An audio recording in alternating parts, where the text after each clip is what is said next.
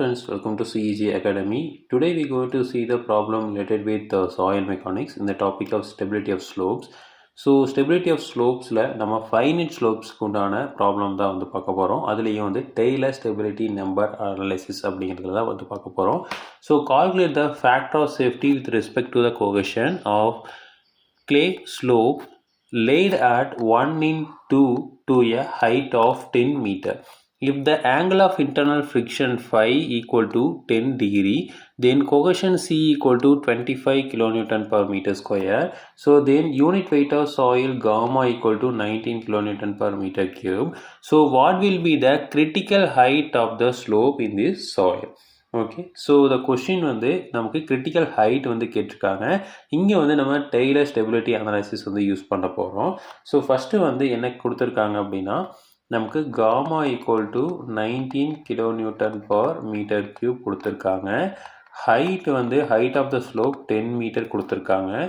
So then slope வந்து 1:2 அப்படிங்கிறதுல lay ஆகிருக்கு அப்படின்னு சொல்லியிருக்காங்க. So then 5 angle of internal friction வந்து 10 degree, then C equal to 25 kilonewton per meter square கொடுத்துருக்காங்க.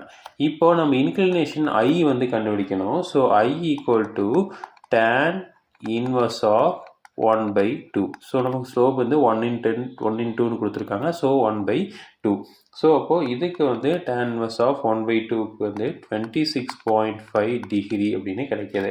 ஸோ அப்போது I வந்து 26.5 degree, then 5 equal to 10 degree. இப்போது இதை வந்து நம்ம டெய்லர் ஸ்டெபிலிட்டி அனாலிசிஸில் நம்ம SN டெய்லர் ஸ்டெபிலிட்டி நம்பர் வந்து ஐக்கும் 5க்கும் வச்சு நம்ம ஒரு டேபிள்லேருந்து எடுக்கலாம்.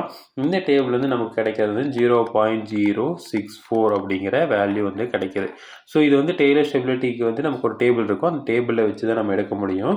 ஸோ அதுக்கு வந்து 5க்கும் ஐக்கும் வந்து இதுக்கு இன்டர்போலேஷன் பண்ணி நம்ம வந்து எடுத்துக்கலாம். சரி, இப்போ வந்து என்ன பண்ணலாம் அப்படின்னா, நம்ம வந்து Taylor stability number SN equal to C divided by F into FC into gamma into H அப்படிங்கிற ஃபார்முலா நமக்கு தெரியும். ஸோ இதில் என்ன கண்டுபிடிக்கலாம் அப்படின்னா, இந்த ஃபேக்டர் ஆஃப் சேஃப்டி கண்டுபிடிக்கலாம். ஸோ ஃபேக்டர் ஆஃப் சேஃப்டி கண்டுபிடிச்சி அதுக்கப்புறம் வந்து கிரிட்டிக்கல் ஹைட் வந்து கண்டுபிடிச்சிடலாம். ஸோ அப்போது SN வந்து 0.064 ஈக்குவல் டு C வேல்யூ நமக்கு 25 அப்படின்னு கொடுத்துருக்காங்க, 25 kilonewton per meter square divided by FC தான் நம்ம கண்டுபிடிக்கணும். FC இன்ட்டு காமா வேல்யூ 19 கொடுத்துருக்காங்க இன்ட்டு ஹெச் வேல்யூ 10. ஸோ இதை வந்து சால்வ் பண்ணோம் அப்படின்னா only unknown FC. So FC வந்து 2.06 அப்படின்னு கிடைக்குது. ஓகே, நெக்ஸ்ட்டு வந்து critical height. So critical height HC equal to factor of safety into height.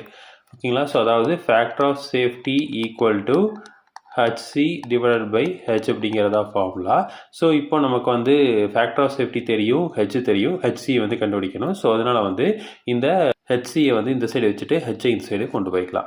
So அப்போது HC equal to factor of safety வந்து 2.06 கிடச்சிருக்கு, ஹெச் வேல்யூ 10ன்னு கொடுத்துருக்காங்க. ஸோ அப்போ டோட்டல் வேல்யூ வந்து 20.6 மீட்டர் அப்படிங்கிறதான் வந்து இந்த கிரிட்டிக்கல் ஹைட்.